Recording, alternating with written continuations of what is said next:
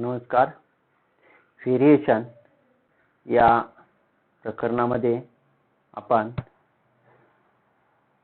Two types of variation अभ्यासणार आहोत. Last year we see variation and some examples of variation. म्हणजेच उदाहरणार्थ पुस्तक आणि पुस्तकाच्या किमती. एका पुस्तकाची किंमत समजा 10 रुपये असेल तर ती दोन पुस्तकांची किंमत म्हणजेच एका पुस्तकाची किंमत 10 असेल तर 5 पुस्तकाची किंमत आहे ही 50 असेल, 6 पुस्तकाची किंमत 60 असेल, 20 पुस्तकाची किंमत जी आहे ही 200 रुपये असेल. म्हणजेच एक संख्या बदलली तर दुसरी त्याच पटीत ही बदलत असते. हे व्हेरिएशन मध्ये पाठीमागच्या वर्षी तुम्ही अभ्यासलेला आहे.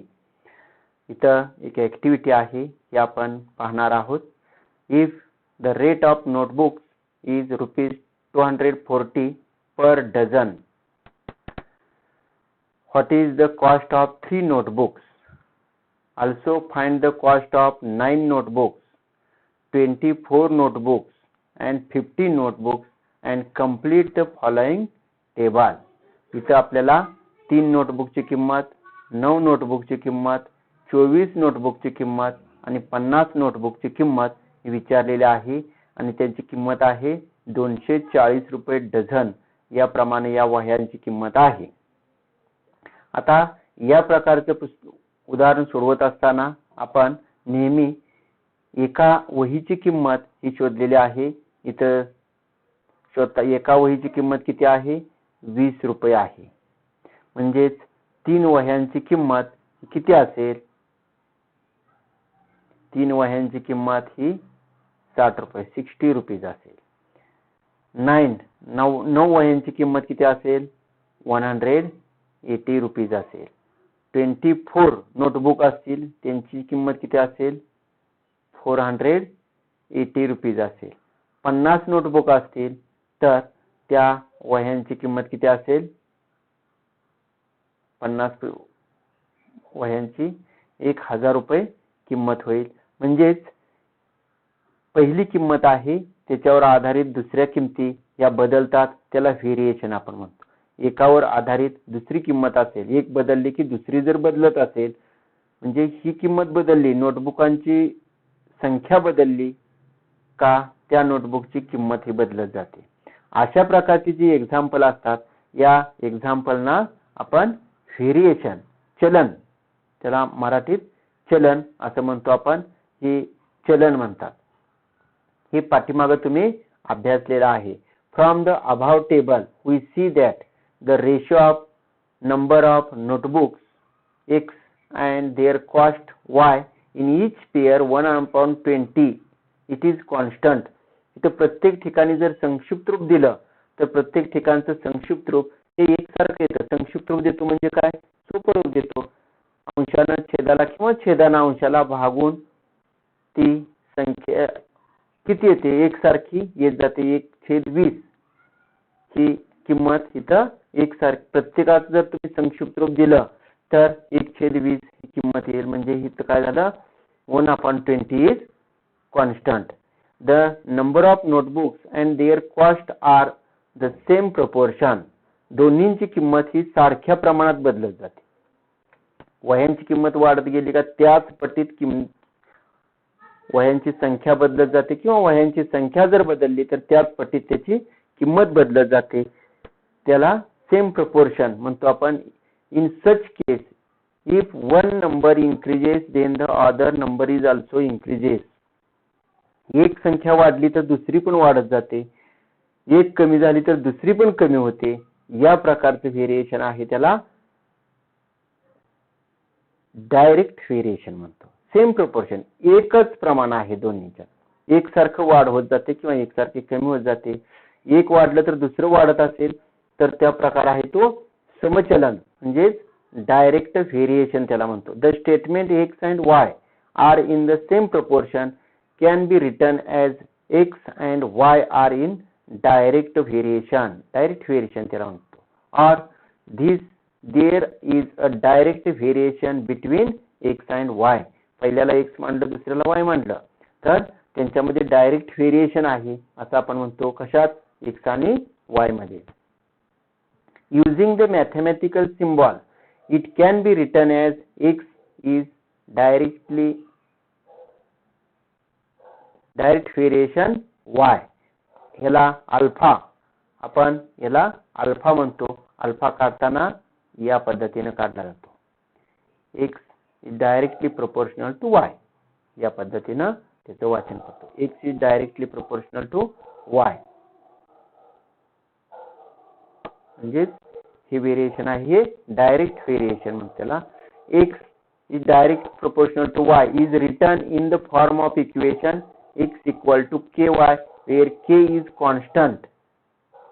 आपण इथे लिहूया x is directly proportional to y. x equal to ky and k is called a constant. k ला काय म्हणतात? कॉन्स्टंट म्हणतात. k is called constant. मग इथं हे k इथंच ठेवलं आणि y इकडे आणलं तर काय होईल? x upon y equal to k. मगाशी पण आपण x अपॉन y 1/20 प्रत्येक ठिकाणी येत गेलेला होता. 1/20 1/20 x upon y is constant. म्हणजे k हा कॉन्स्टंट आहे.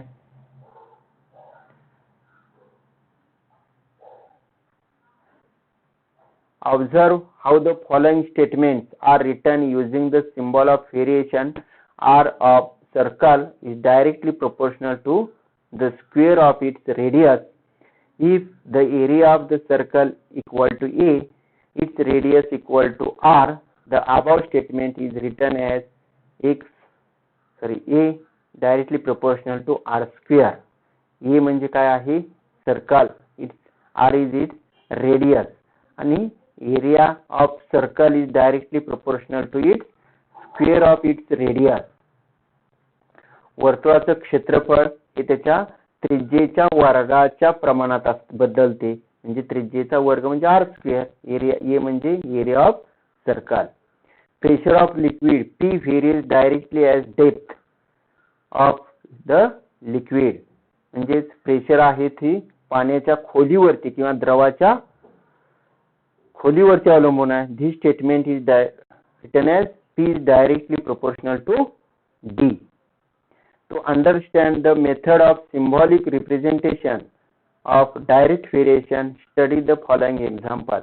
इथं सोडवून दिलेली उदाहरणं आहे ती तुम्ही अभ्यासणार आहात. आपण अभ्यासणार आहोत ती प्रॅक्टिस सेट मध्ये जी एक्झाम्पल आहेत ही एक्झाम्पल अभ्यासणार आहोत. सर्वप्रथम लिहायचं आहे हे आपण इथंच कसं लिहायचं आहे हे पाहणार आहोत. यामध्ये काही एक्झाम्पल ही कट करण्यात आलेले आहेत. की कट केलेली एक्झाम्पल मी त्यावेळी तुम्हाला त्या व्हिडिओमध्ये सांगणार आहे. यासाठी प्रत्येक व्हिडिओ आपण बघणं हे आवश्यक आहे. तरच आपल्याला कमी झालेला सिलेबस हा कळेल. प्रत्येक व्हिडिओ पाहिला तर मी त्या व्हिडिओमध्ये कमी झालेला सिलेबस ज्या प्रकरणात जो भाग कमी झालाय तो शिकवताना त्याच ठिकाणी सांगणार आहे. Write the following statements using the symbol of variation. First, circumference C of a circle is directly proportional to its radius. मग हे कसं लिहिता येईल? Circumference C of circle is directly proportional to its radius. म्हणजे C is directly proportional to its radius R. Consumption of petrol in a car and distance traveled by a car D are direct variation.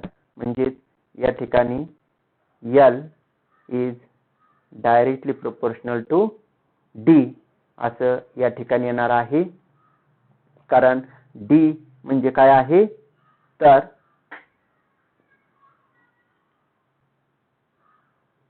Distance travelled by car आणि L काय आहे petrol consumption पेट्रोलचं ज्वलन खप. Complete the following table considering that cost of apples and their number are in direct variation. Number of apples x, cost of apples y, 1/8, 4/32. इथं किती येईल? आपण हे जे उदाहरण आहे हे कसं सोडवायचं, हे सोडवून या ठिकाणची किंमत आहे ही कशी आणायची हे तुम्हाला मी दाखवणार आहे. बघा आता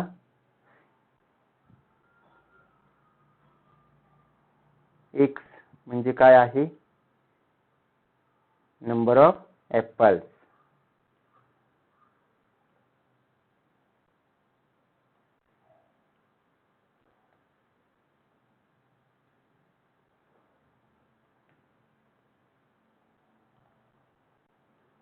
number of apples.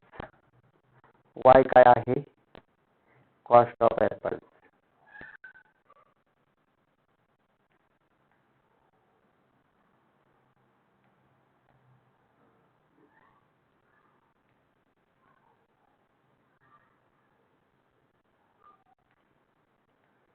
Cost of apples. मग पहिलं x = 1 असेल तर y = किती आहे? 8 आहे. x/y इज कॉन्स्टंट आहे.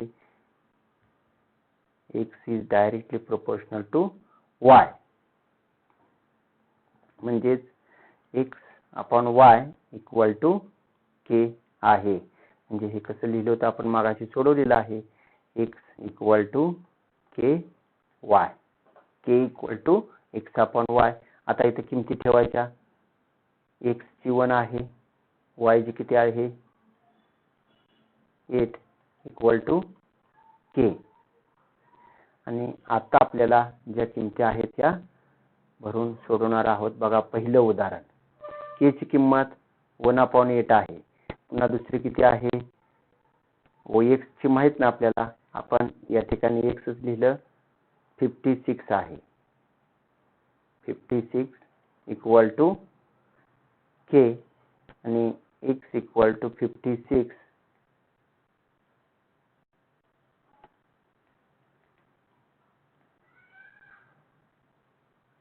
1/8. Cross multiplication, 8 into x = 1 into 56. 8 तिकडे नेला, x =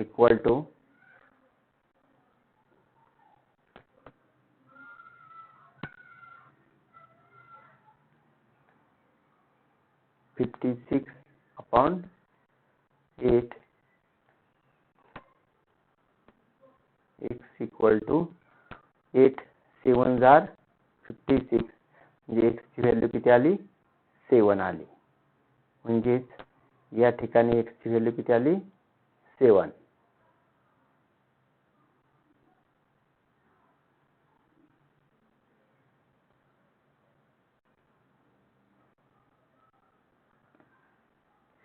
ही 7 किंमत इथं आलेली आहे. आता इथं 12 आहे. 12 कशी येते बघूया. त्याच पद्धतीने इथं सोडवणार आहोत. x म्हणजेच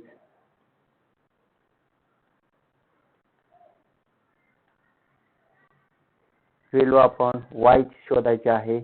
= k म्हणजे 1/8. 12 into 8 = y. 12 into 8 96 = y. ही दुसरी किंमत y ची या ठिकाणी आलेली आहे. म्हणजे इथे किती आलं? 96 हे आलेलं आहे.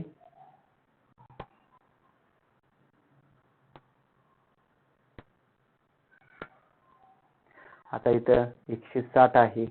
160 कशी आली ते बघूया आपण. इथं x/y = k ही तिसरी किंमत आहे. x ची व्हॅल्यू शोधायची आहे. x/160 = k ची व्हॅल्यू या ठिकाणी लिहिलेली आहे हीच व्हॅल्यू प्रत्येक वेळी आपण वापरणार आहे, त्याच टेबलमध्ये आहे.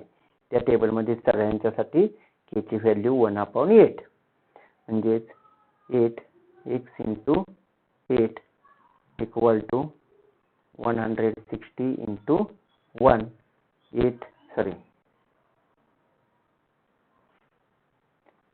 x equal to 160 upon 8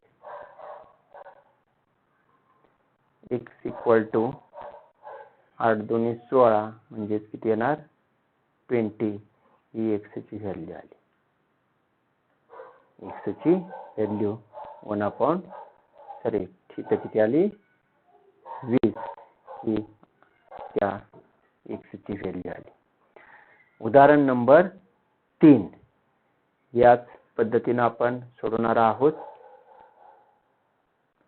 उदाहरण नंबर 4 हे 2020-21 साठी सिलेबस मधून कमी करण्यात आलेला आहे. हे माहित असावं. हे उदाहरण यावर्षी नाही. आपल्याला 3रं आणि 5वं हे उदाहरण आहे. पुढे 6 नंबरला एक उदाहरण आहे. आपण या ठिकाणी आणखी काही उदाहरण सोडवणार आहोत. कोणतं सोडवूया आता? हे 5वं आणि 3रं या दोन्हीतलं मिळून एक सोडवूया. आपण 3रं उदाहरण सोडवूया. काय आहे? If m is directly proportional to n and when m equal to 154 n equal to 7 find the value of m when n equal to 14. इथं सोडवणार आहोत आपण. m is directly proportional to n and m equal to 154 n equal to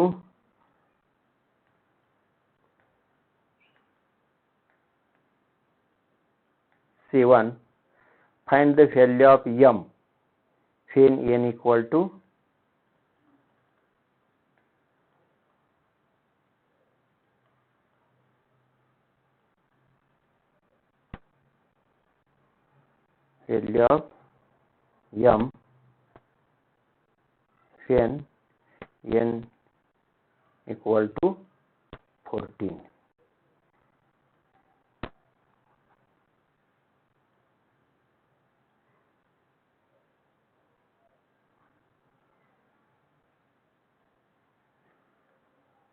m is directly proportional to n.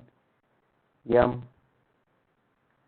equal to kn m upon n. हे n इकडे नेलं equal to k म्हणजे constant किती आला k m upon n.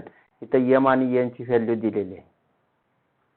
m equal to किती आहे 1/54 154 divided by n किती आहे 7 इक्वल टू k.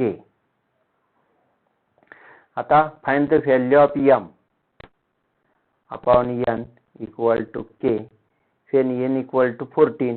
n ची व्हॅल्यू 40 असेल त्यावेळी 14 असेल त्यावेळी n ची व्हॅल्यू m ची व्हॅल्यू शोधायची आहे.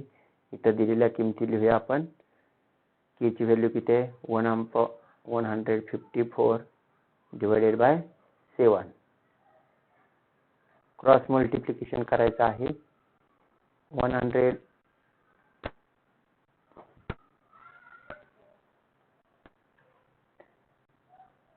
m into 7 equal to 154 into 14. 7 तिकडे नेला m equal to 154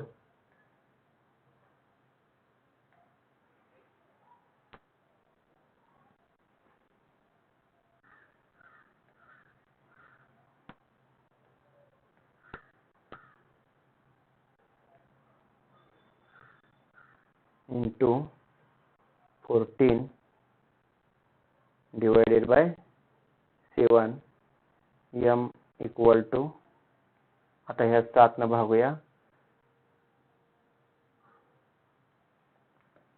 7 1 jar 7, 7 2 jar 14, m equal to किती आला 154 इंटू 2. डिनॉमिनेटर मध्ये काय नाही शिल्लक 1 आहे म्हणजे शिल्लक काय नाही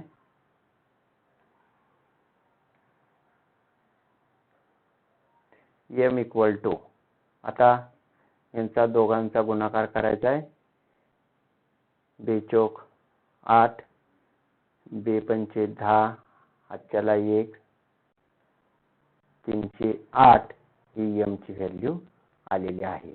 म्हणजेच तिसऱ्या उदाहरणामध्ये m ची व्हॅल्यू किती आली 308, 308 इतकी व्हॅल्यू ही m ची आलेली आहे. आता त्यानंतर 5 नंबरचं उदाहरण हे तुम्ही सोडवणार आहात. 6 नंबरचं फक्त मी स्पष्टीकरण याच ठिकाणी सांगणार आहे. Total remuneration paid to laborers employed to harvest soybean is in direct variation with the number of laborers. The remuneration of 4 laborers is 1000. Find the remuneration of 17 laborers. Labor L माना, remuneration R माना. L is directly proportional to R. L ची value दिलेली आहे म्हणजे L upon R equal to K येईल. L ची value पहिली आहे किती आहे तर लेबर जे 1000 आहेत लेबर 4 आहेत तेव्हा रिम्युनेशन 1000 आहे म्हणजे L ची व्हॅल्यू 4 आहे. L इक्वल टू 4 असेल तेव्हा R इक्वल टू किती आहे 1000 आहे. मग हे यानुसार K ची व्हॅल्यू शोधता येईल. Remuneration of 17 labour L equal to 17 असेल तेव्हा R इक्वल टू व्हॅल्यू तुम्ही शोधणार आहात. आताच सोडवलेलं उदाहरण जसं आहे त्याच पद्धतीनं हे उदाहरण सोडवायचं आहे आणि प्रॅक्टिस सेट 7.1 हा कंप्लीट करायचा आहे. काही शंका असतील तर आपण अवश्य विचारू शकता आणि चॅनल जर तुम्ही सबस्क्राइब केला तर तुम्हाला वेळोवेळी या चॅनलवर येणारे जे व्हिडिओ आहेत हे व्हिडिओ पाहता येतील. धन्यवाद.